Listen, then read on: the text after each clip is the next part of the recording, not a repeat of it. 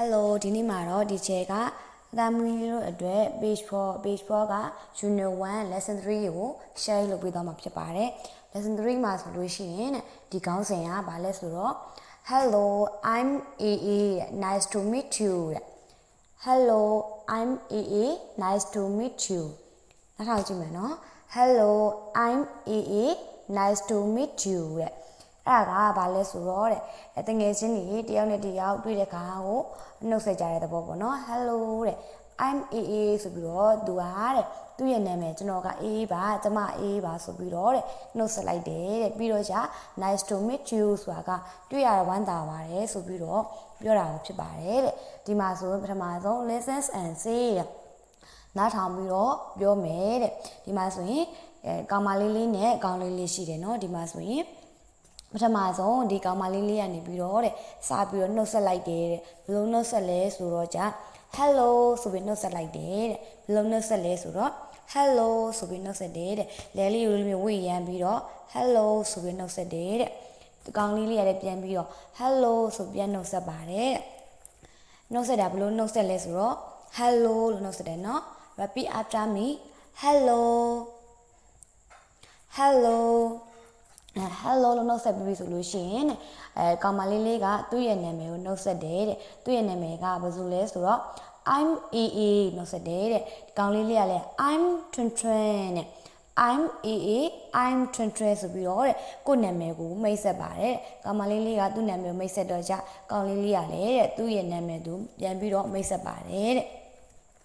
အဲ့လိုမျိုးပဲတငယ်ချင်းတွေသားတို့မိတို့ကတငယ်ချင်းတွေနဲ့တွေ့တဲ့အခါမှာကိုယ့်ရဲ့နာမည်ကိုမိတ်ဆက်ချင်လို့ရှိရင်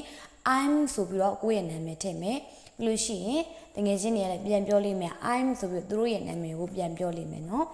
အဲ့မှာဆိုလို့ရှိရင်နောက်ပြီးတော့တွေ့ရတာဝမ်းသာပါတယ်လို့ပြောချင်လို့ရှိရင် nice to meet you nice to meet you nice to meet you အဲ့ဒါကိုပြန်ပြောလို့ရှိရင် nice to meet you nice to meet you ပြန်ပြောပါတယ်တွေ့ရတာဝမ်းသာပါတယ်တဲ့အဲ့တော့じゃပထမဆုံးဒီချင်နဲ့ဒူဒူလေးကျင်ကြည့်မယ်နော်ဒီမှာတော့ဒီကောင်မလေးနေရာမှာဒီချဲကနေမယ်တားတို့သမီးတို့ကဒီကောင်လေးနေရာမှာနေမယ်နော်ဒီချဲက hello ဆိုရင်တားတို့သမီးတို့ကကောင်လေးနေရာနေပြီးတော့ပြန်ပြီးတော့မိတ်ဆက်မယ်နော်1 2 3 go စပြီနော် hello I'm the chat nice to meet you Okay အဲ့ဆိုလို့ရှိရင်ဒီတခါဒါတော့သမီးတို့ကဒီကောင်မလေးနေရာမှာနေမယ်ဒီချေကဒီကောင်လေးနေရာမှာနေမယ်အဲ့တော့じゃဒါတော့သမီးတို့ကစပြီးတော့မိတ်ဆက်မယ်ဒီချေကပြန်ပြောမယ်နော်1 2 3 go Hello I'm the chat Nice to meet you Okay good jobအဲ့လိုမျိုးတဲ့တငယ်ချင်းတွေနဲ့တွေ့တဲ့အခါမှာဆိုလို့ရှိရင်တယောက်နဲ့တယောက်အဲ့လိုမျိုးမိတ်ဆက်ရပါတယ်ဒီမှာဆိုလို့ရှိရင်ကြည့်မယ်နော်ဒီမှာဆိုရင်သူတို့အတန်းထဲမှာတငယ်ချင်းတယောက်ရှာမယ်ပြီးလို့ရှိရင်တငယ်ချင်းတွေကိုပြန်ပြီးတော့မိတ်ဆက်တယ်နော်ဒီတစ်ခါပေါင်းပြီးတော့မိတ်ဆက်တယ်တစ်ခါတည်းမိတ်ဆက်တာဘယ်လိုမိတ်ဆက်လဲဆိုတော့Hello I'm Jojo တဲ့ Nice to meet you တွေ့ရတာဝမ်းသာပါတယ်လို့နှုတ်ဆက်တယ်သူကလည်းပြန်ပြီးနှုတ်ဆက်တယ် Hello I'm Momo Nice to meet you ဆိုပြီးတော့နှုတ်ဆက်ပါတယ်အဲ့လိုမျိုးဒီချေကပြန်ပြီးတော့ဒီချေကမိတ်ဆက်ပြမယ်နော် Hello I'm Dichete Nice to meet you အဲ့တော့じゃတာတို့မိမိတို့ကတခါပြန်ပြီးတော့မိတ်ဆက်မယ်နော်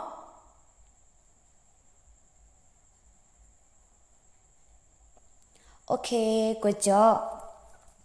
ဒါပြီးပြီဆိုလို့ရှိရင်ဒီဘက်မှာ page 5မှာဆိုလို့ရှိရင် practice တဲ့ practice ဆိုတာဘာလို့ခိုင်းတာလဲဆိုတော့ဒီမှာစကားပြောတဲ့ပုံစံလေးတငယ်ချင်းတွေနဲ့ပြန်ပြီးတော့လေ့ကျင့်ခိုင်းတဲ့သဘောเนาะတငယ်ချင်းတွေအခုအိမ်မှာဆိုလို့ရှိရင်တငယ်ချင်းတွေအိမ်မှာမရှိသေးဘူးဆိုလို့ရှိရင်ဖေဖေတွေမေမေတွေကိုတွေမမတွေနဲ့ဒီ dialogue လေးကို practice လေ့ကျင့်ကြည့်မယ်เนาะလိုလေးကျင့်မလဲဆိုလို့ရှိရင်တယောက်ကိုတွေ့တယ်နှုတ်ဆက်ခြင်းနဲ့ငါ့ရဲ့နာမည်ကတော့ဘယ်သူပါတွေ့ရတာဝမ်းသာပါတယ်လို့နှုတ်ဆက်ခြင်းလို့ရှိရင် Hello I'm ဆိုပြီးတော့တားတော့တမျိုးနာမည်ထည့်မယ်ပြီးလို့ရှိရင် Nice to meet you ဆိုပြီးတော့ပြောမယ်နော်အဲ့တော့ပြန်ပြီးတော့မိတ်ဆက်ကြည့်မယ် Hello I'm Momo Nice to meet you တားတော့တမျိုးနာမည်ထည့်မယ်နော် Hello I'm ဒါတော့သမီးနာမည်ထည့်မယ် nice to meet you အဲ့လိုမျိုးပဲတဲ့ခဏခဏပြန်ပြီးတော့ practice လေ့ကျင့်ကြည့်မယ်နော်